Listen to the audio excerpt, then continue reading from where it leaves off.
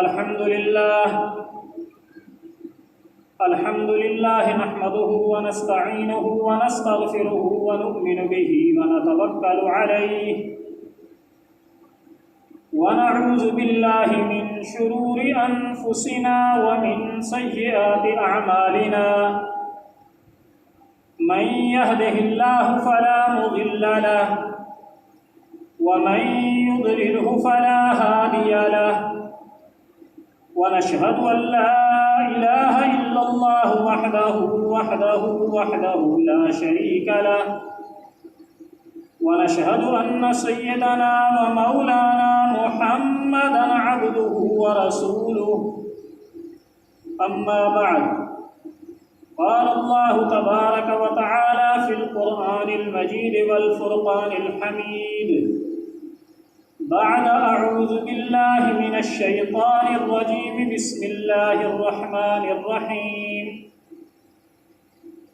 الله لا إله إلا هو الحي القيوم لا تأخذه سنة ولا نوم له ما في السماوات وما في الأرض من ذا الذي يشفع عنده إلا بإذنه صدق الله العظيم.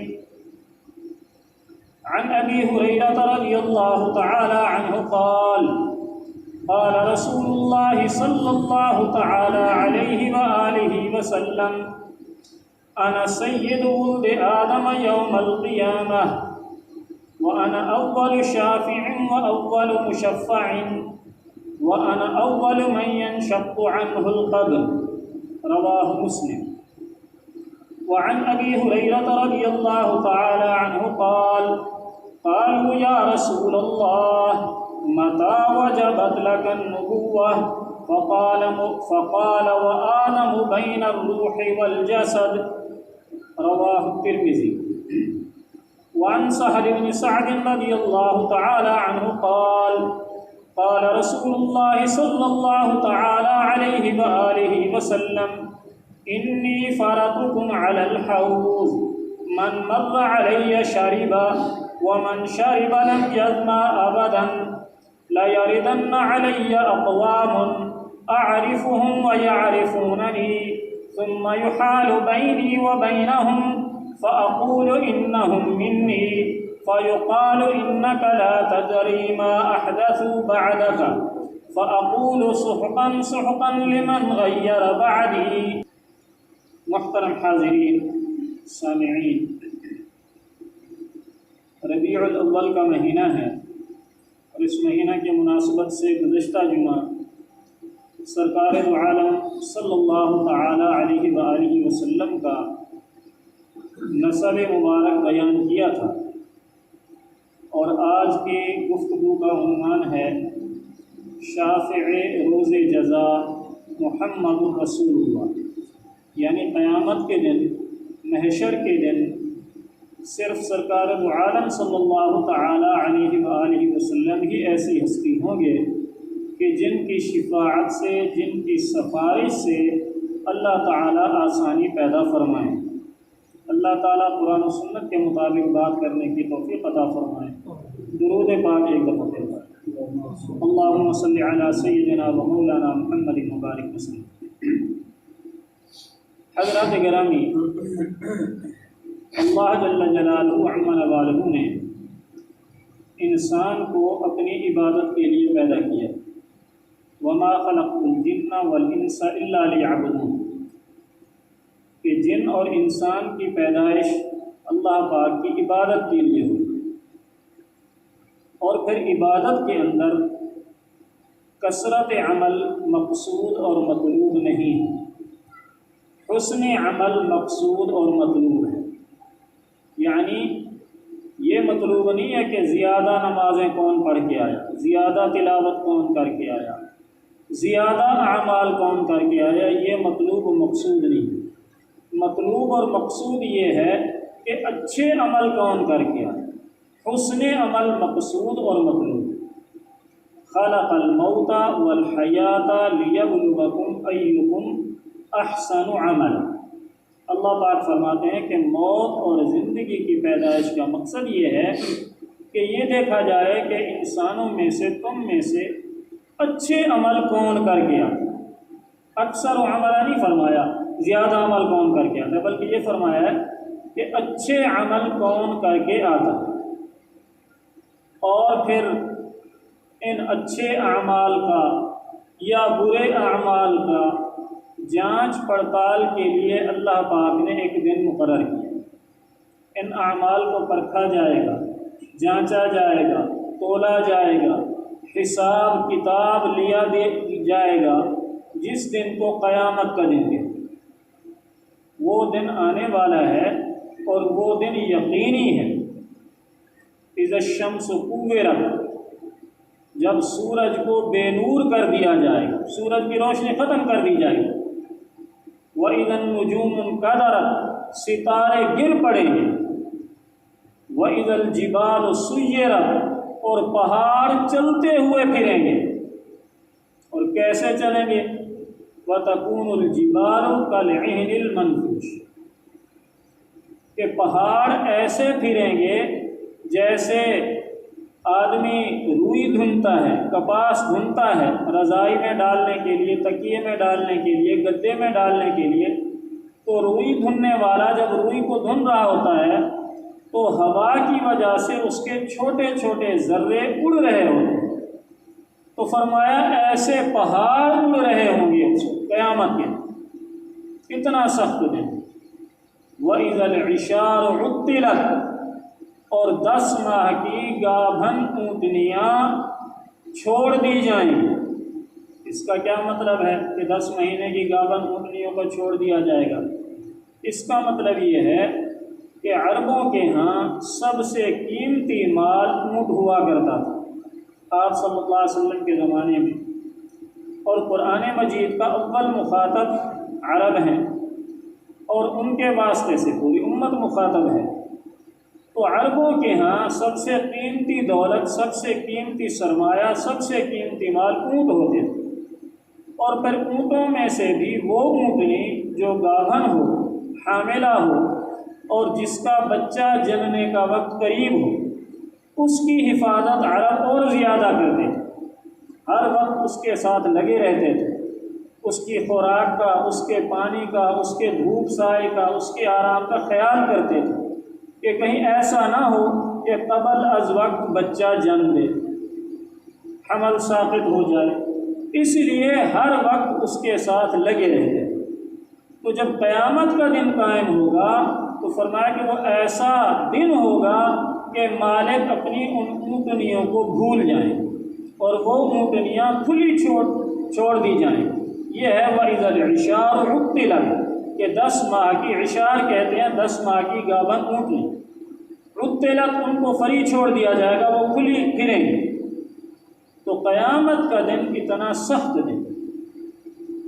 اذا زلزلت الارض زلزالها واخرجت الارض اثقالها وقال الانسان ما لها يومئذ تحدث اخبارها، کہ جب زمین پر بہت ہی شدید قسم کا زلزلہ آئے گا۔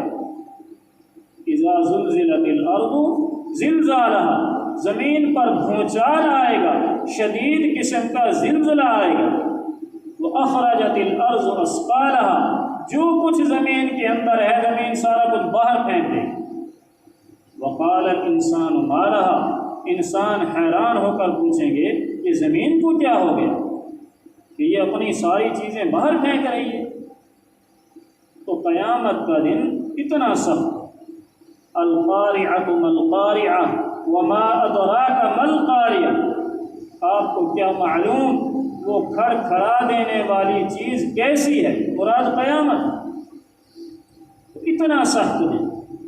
اذا السماء انفطرت واذا الكواكب انتثرت واذا البحار فجرت، آسمان ٹوٹ جائے گا اور ستارے بکھر جائیں گے، سمندر بہہ پڑیں گے۔ ابھی تو سمندر اللہ کے حکم کی وجہ سے رکے ہوئے ہیں، پھر حکم ہوگا یہ باہر نکل آئے گا پانی۔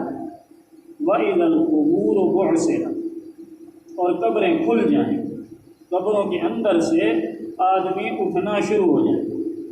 اور حدیث شریف میں آتا ہے قبروں کے اندر سے آدمی ایسے اٹھیں گے جیسے زمین میں سے کھیتی اگتی۔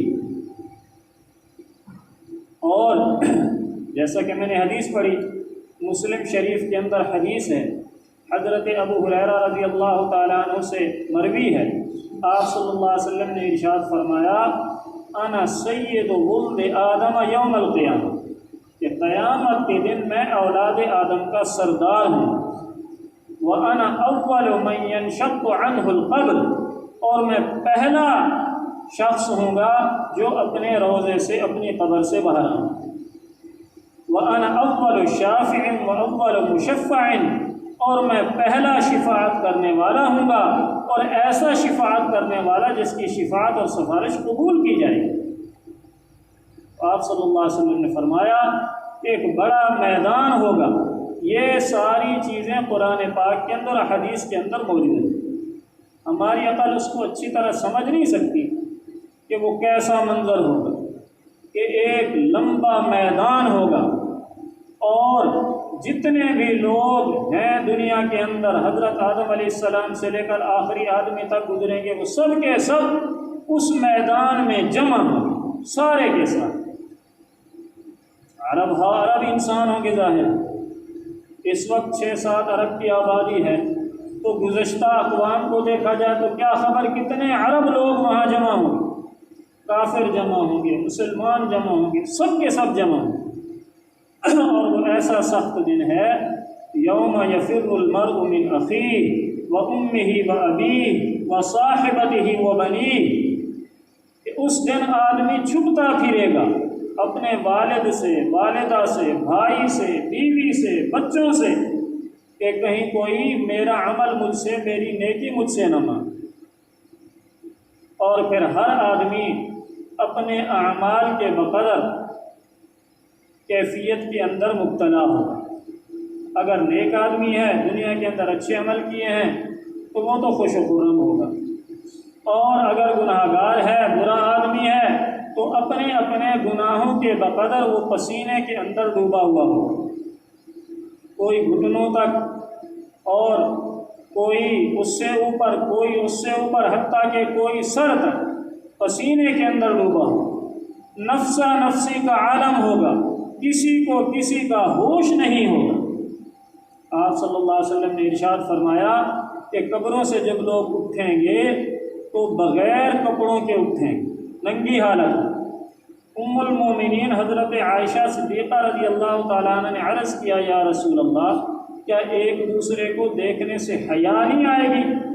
آپ صلی اللہ علیہ وسلم نے فرمایا عائشہ وہ دن اتنا سخت ہے کہ آدمی کو اپنے علاوہ کسی کا ہوش ہی نہیں ہوگا۔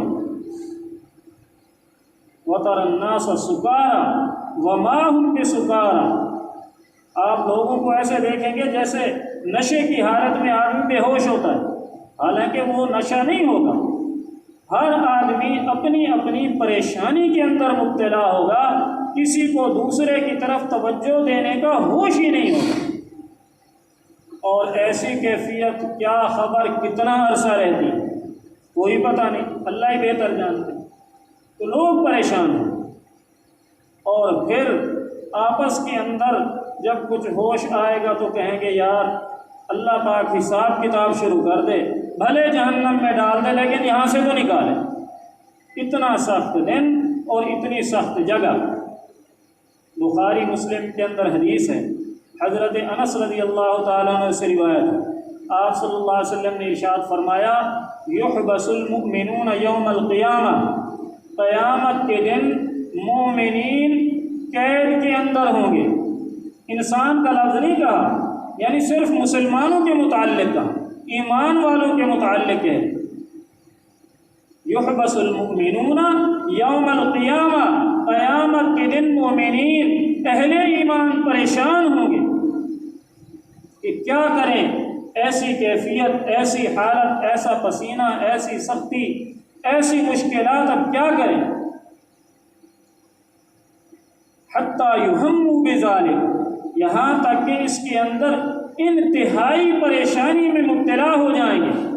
وَيَقُولُونَ، پھر آپس میں کہیں گے لو استشفعنا الی ربنا حتی یریحنا من مکاننا، کہ کاش ہم اگر اللہ پاک کے ہاں اللہ کے سامنے آہوزاری کریں اور سفارش اور شفاعت کریں کہ اے اللہ ہمیں یہاں سے تو نکال، حتی یریحنا، تاکہ کچھ تو سکون ملے، فیاتون آدم، تو پھر حضرت آدم علیہ السلام کے پاس آئیں۔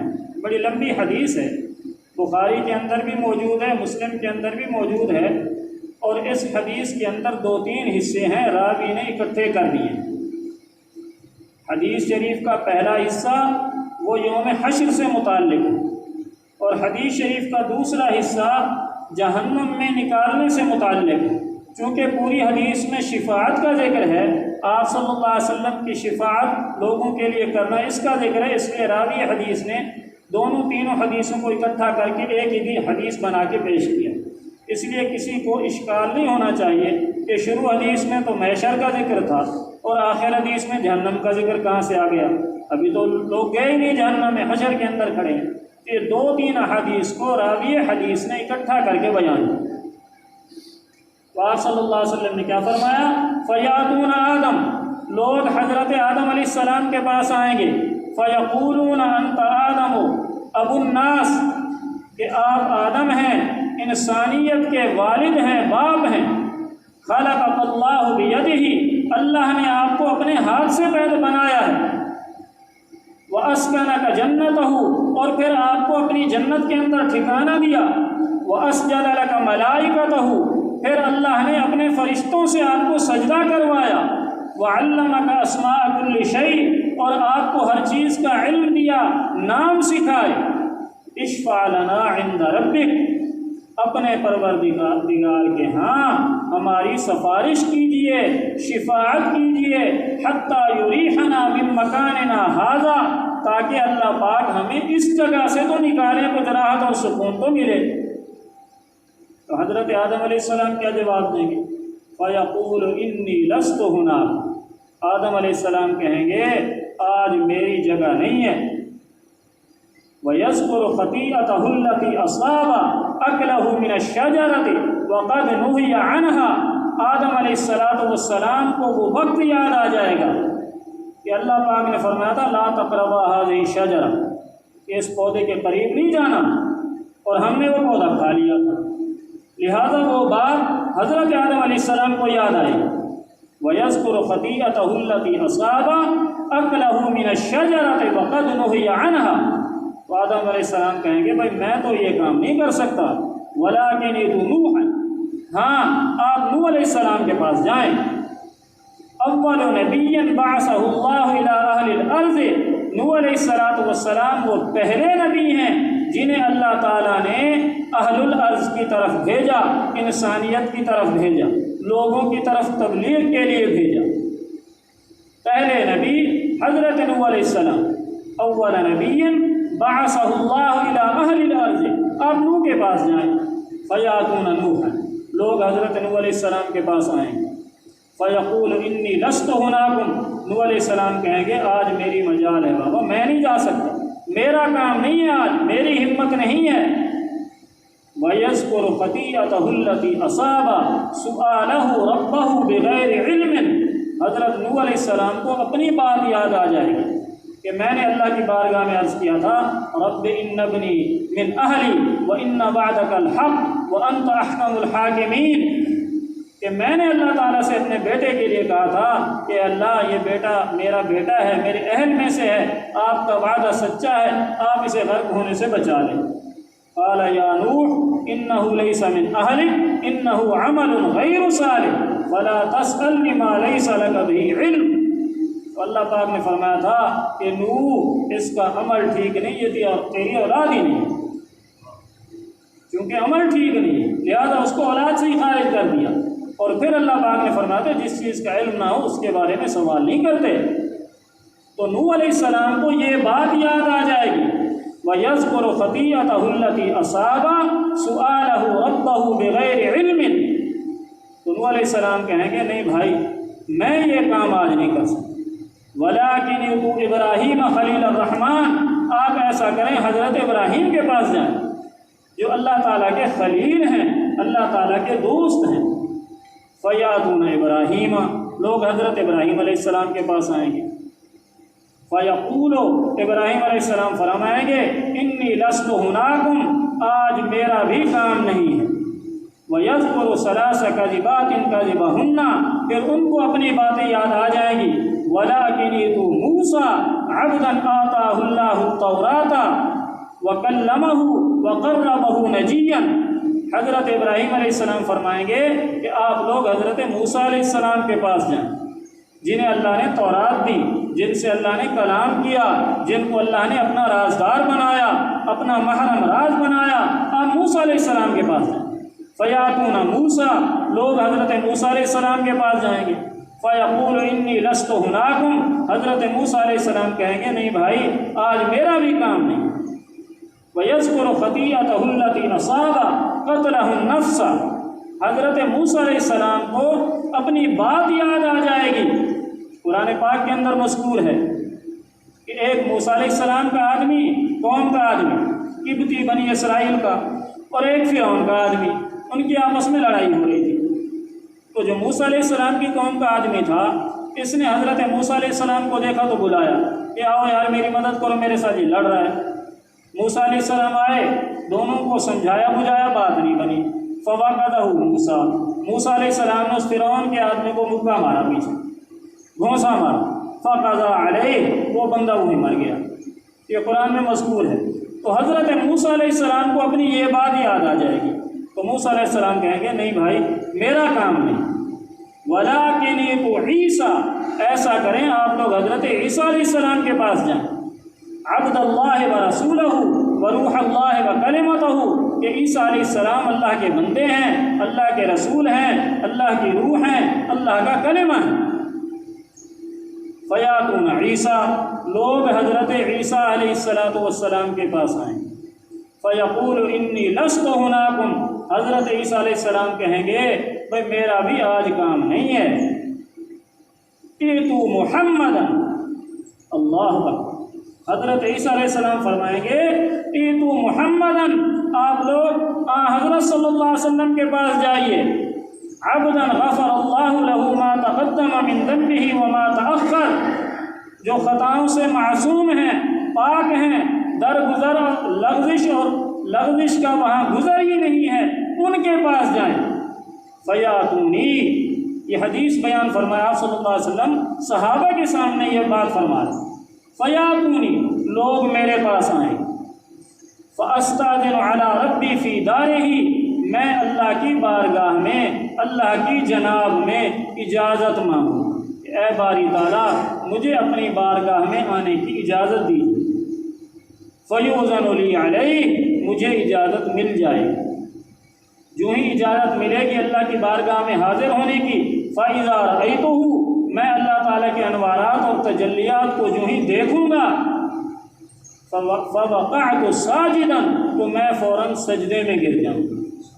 فَيَدْعُنِي مَا شَاءَ اللَّهُ أَن يَدْعَنِي، تو اللہ تعالیٰ اس سجدے کی حالت میں مجھے چھوڑ دیں گے جتنی دیر اللہ چاہیں گے۔ ثم یقول، پھر اللہ تعالیٰ فرمائیں گے ارفع یا محمد، اے محمد اپنا سر اٹھائیے۔ قل تسمع، فرمائیے آپ کی بات سنی جائے گی۔ وشفع تشفع، شفاعت کیجیے، سفارش کیجیے، آپ کی سفارش اور شفاعت قبول کی جائے گی۔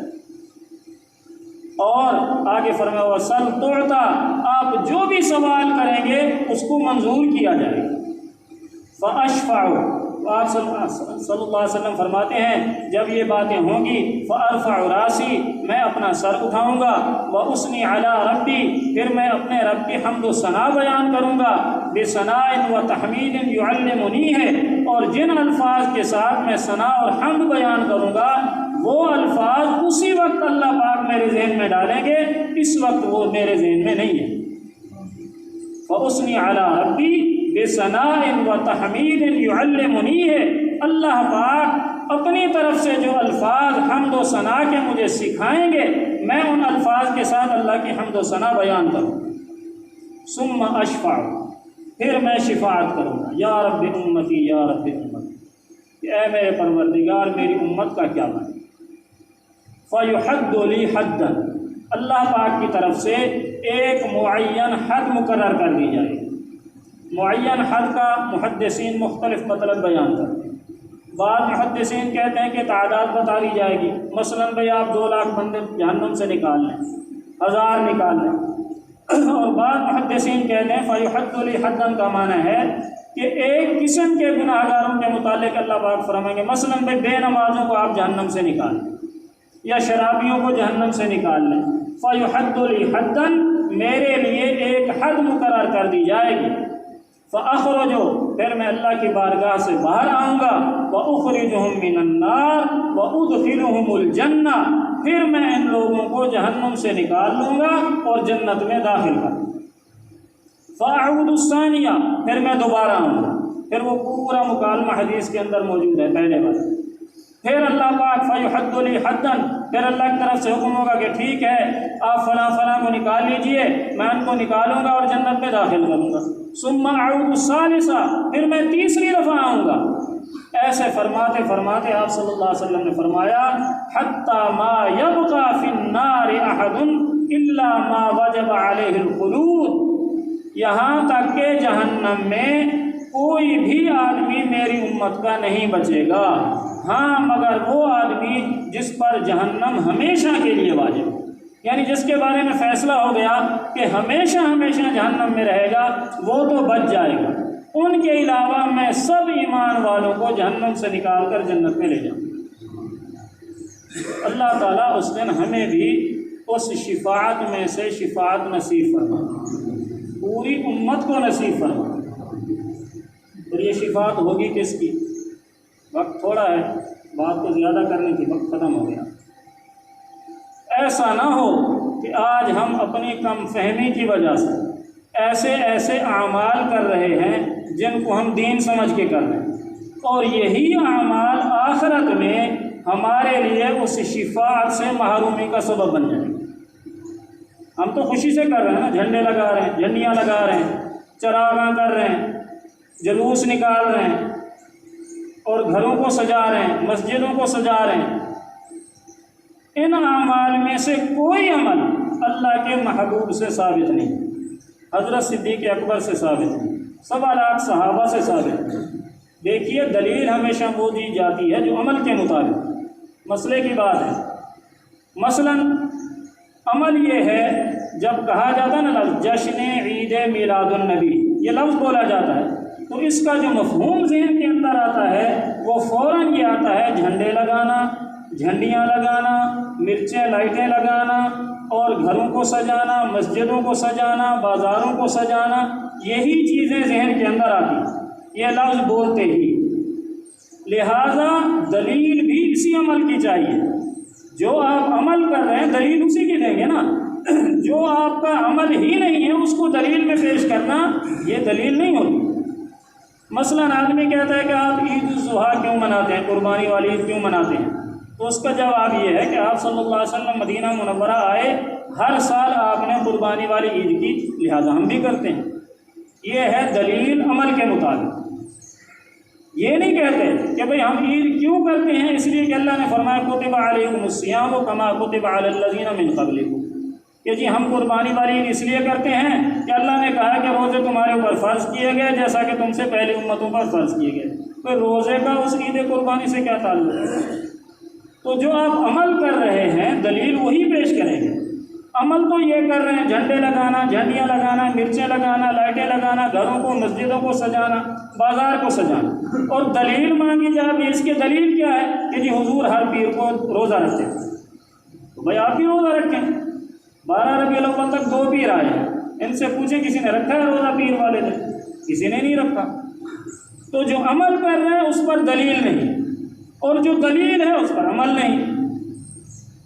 تو ایسے ہی آپ صلی اللہ علیہ وسلم نے فرمایا، حضرت سہل بن سعد رضی اللہ تعالیٰ عنہ سے روایت ہے، بخاری کے اندر موجود ہے، مسلم میں موجود ہے، اور جو میں نے لمبی حدیث آپ کو سنائی ہے شفاعت والی، اس کے متصل ملی ہوئی یہ حدیث موجود ہے۔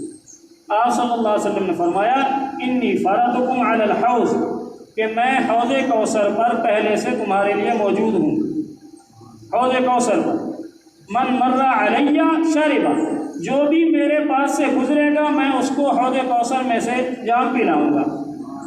فمن شرب لم یظمأ ابدا، جو ایک دفعہ وہ حوض کوثر میں سے پی لے گا زندگی بھر اس کو پیاس نہیں لگے۔ فیردن علی اقوام، میرے پاس کئی لوگ آئیں گے، قوموں کی قومیں آئیں گے، اعرفہم، میں انہیں پہچان لوں گا کہ ہاں یہ فلاں فلاں فلاں ہیں، ویعرفوننی، وہ بھی مجھے پہچان لیں گے کہ یہ ہمارے نبی ہیں صلی اللہ تعالیٰ علیہ وآلہ وسلم۔ اعرفہم ویعرفوننی، میں انہیں پہچان لوں گا، وہ مجھے پہچان لیں گے۔ ثم یحال بینی و بینہ، پھر میرے اور ان کے درمیان پردہ لگا دیا جائے گا، الگ کر دیے جائیں گے، وہ الگ میں الگ۔ فاقول، میں کہوں گا انہم منی، یہ تو میری امتی ہیں، آپ نے انہیں مجھ سے الگ کیوں کر دیا؟ فیقال لی، تو مجھے کہا جائے گا انک لا تدری، آپ کو معلوم نہیں ہے، ما احدثوا بعدک، انہوں نے آپ کے بعد دین میں کیا کیا چیزیں داخل کر دی تھیں جو دین میں نہیں تھیں، نہ قرآن میں، نہ حدیث میں، نہ صحابہ کی زندگی میں، وہ انہوں نے دین میں داخل کر دی، آپ کو معلوم نہیں ہے۔ تو آپ صلی اللہ علیہ وسلم فرمائیں گے فَأَقُولُ سُحْقًا سُحْقًا لِمَنْ غَيَّرَ بَعْدِي، انہیں دور کرو، انہیں دفع کرو، انہیں پرے کرو جنہوں نے میرے دین میں اضافہ کیا، میرے دین کو تبدیل کیا، میری سنت کو تبدیل کیا۔ اس لیے اللہ تعالیٰ سے دعا مانگنی چاہیے، اللہ تعالیٰ خالص دین پر چلنے کی توفیق اور ان اعمال سے، ان چیزوں سے بچنے کی توفیق ہے۔ آپ کریں ٹھیک ہے، آپ کا مسلک ہے، آپ کا فرقہ ہے، کوئی روک تو نہیں سکتا، اور اب تو سرکاری سطح پر ہوتا ہے لہذا کوئی کیا کہہ سکتا ہے، لیکن یہ نہیں کہا جا سکتا کہ یہ چیز قرآن میں ہے یا حدیث میں ہے یا صحابہ نے کی ہے، ایسا کوئی ثبوت نہیں۔ اللہ تعالی ہمیں عمل کرنے کی توفیق عطا فرمائے۔ وما علیہ الا